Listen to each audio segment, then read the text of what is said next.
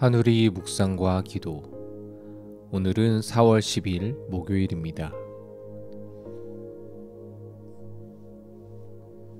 이번 주 암송 구절을 함께 암송하겠습니다. 이번 주 암송 구절은 골로새서 4장 2절 말씀입니다. 기도를 계속하고 기도에 감사함으로 깨어 있으라. 다시 한번 이번 주 암송 구절을 암송하겠습니다. 기도를 계속하고 기도에 감사함으로 깨어 있으라. 오늘의 말씀은 골로새서 4장 5절 말씀입니다. 외인에게 대해서는 지혜로 행하여 세월을 아끼라. 다시 한번 오늘의 말씀을 천천히 읽겠습니다. 외인에 대해서는 지혜로 행하여 세월을 아끼라.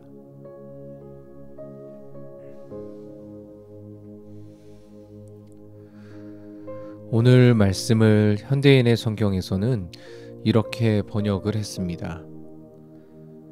믿지 않는 사람들을 대할 때는 지혜롭게 행동하고 기회를 최대한 이용하십시오.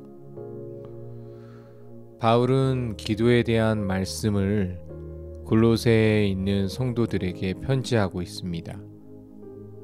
그리고 그 편지의 내용 중에 4장 3절에 전도에 대한 말씀을 언급합니다. 그리고 오늘 본문의 말씀도 다시 한번 전도에 대한 반복하는 말씀입니다. 외인은 교회 공동체 밖에 있는 예수님을 믿지 않는 자들을 가리킵니다. 바울은 그들에게 지혜롭게 행동하라고 권면합니다. 예수님께서도 제자들에게 마태복음 10장 16절 말씀에 뱀처럼 지혜롭고 비둘기처럼 순결하라고 권면하십니다. 우리가 세상을 살아갈 때 순결함과 지혜가 필요합니다. 또한 세월을 아끼라의 다른 번역은 시간을 아끼십시오, 기회를 최대한 이용하십시오 라는 번역이 있습니다. 왜 이렇게 바울은 표현했을까 생각해보니 초대교회와 성도들이 가지고 있던 믿음이 예수님이 곧 재림할 것이라는 소망이 가득했던 믿음이었습니다. 바울 역시 예수 그리스도의 재림 이전에 믿지 않는 사람들을 구원하기 원하는 그 마음으로 복음을 전하는 일에 힘썼습니다. 그래서 복음을 전하기 위한 시간을 아끼고 세월을 아끼고 기회를 최대한 이용하라고 오늘 말씀은 권면했던 것입니다. 오늘 본문 말씀은 당신의 삶에 어떤 의미가 있습니까? 이 말씀을 어떻게 당신의 삶에 적용할 수 있을까요? 잠시 개인적으로 묵상하는 시간을 갖겠습니다.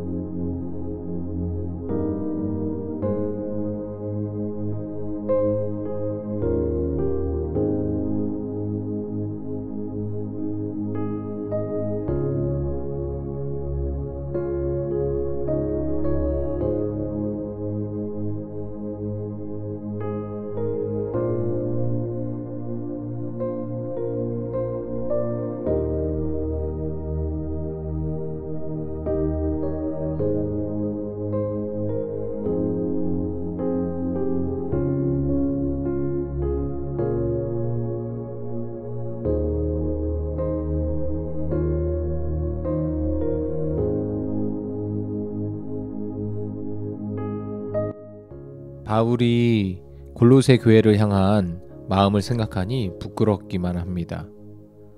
4장 전에 바울은 이렇게 말합니다. 나는 이렇게 살았다. 너희도 나처럼 이렇게 살아라. 이렇게 권면할 수 있을 만큼 그는 최선을 다해서 예수님을 주인으로 여기는 자의 삶을 살려고 애썼던 사람이었습니다. 그런데 오늘 말씀을 보면 그의 불타는 마음은 아직 예수님을 알지 못하는 자들을 향해 있었습니다. 골로새 교회가 어떤 교회 모습을 가져야 한다는 권면의 마지막에 이 복음을 모르는 자들을 위해서 바울이 권면하고 있습니다. 지혜로 행하라는 말씀에는 여러 가지를 생각해 볼 수 있습니다. 참된 지혜는 예수님을 아는 것이라는 잠언의 말씀을 비롯해서 지혜롭게 행동하는 것은 그리스도인으로서 정직한 삶과 성실한 삶, 적절한 언행 등 예수님을 모르는 자들이 우리의 삶을 통해서 예수님을 알게 되는 그런 기회로 생각해 볼 수 있을 것입니다. 그러나 이후에 나오는 시간을 아끼라, 세월을 아끼라, 기회를 최대한 이용하라는 말을 연결해서 생각해 보면 믿지 않는 자들을 위해서 예수 그리스도를 직접적으로 전해야 함을 바울은 말하고 있습니다. 즉 시간이 없다라고 묵상이 됩니다. 예수 그리스도를 인해서 진짜 평안과 기쁨을 소유한 사람은 그 기쁨이 너무나도 커서 전하지 않고서는 가만히 있을 수 없는 사람이 될 것입니다.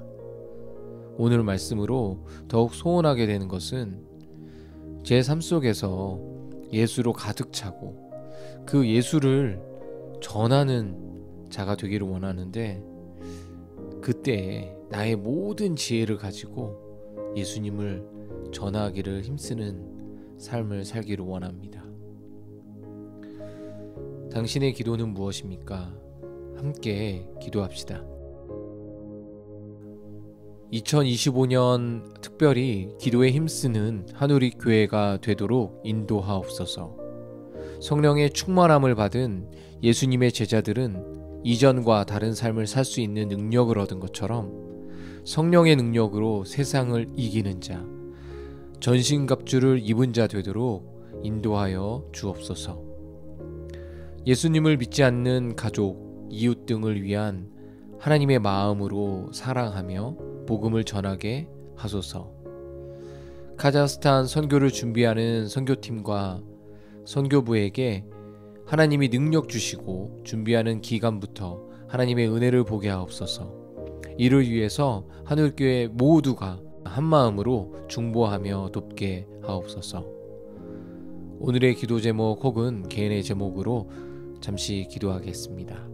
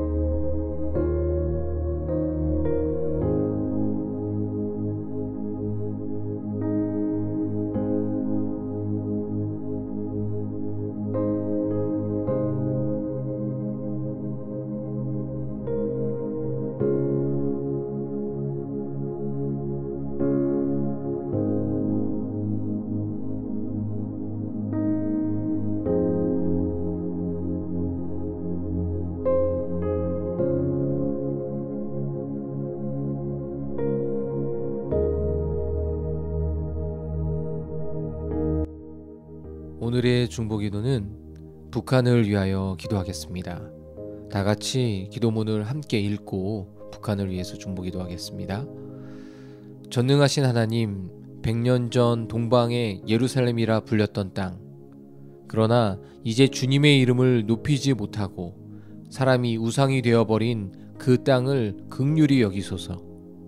그 땅을 주님의 이름으로 회복시켜 주시고 그 땅에서 다시 주님의 이름을 높일 수 있는 때를 허락하여 주소서. 북한 정권의 군사적 도발 행위들이 모두 실패로 돌아가게 하시고 한반도의 불안한 정세를 주님께서 다스려 주옵시고 하나님의 방법으로 평화 통일의 때가 속히 임하게 하소서. 생명을 걸고 믿음을 지키고 있는 북한 지하교회 성도들을 보호하여 주시고 정치범 수용소에서 고통당하는 성도들의 부르짖음을 들으사 속히 자유의 몸이 되게 하옵소서. 이 시간 북한을 위하여 함께 중보기도 하겠습니다.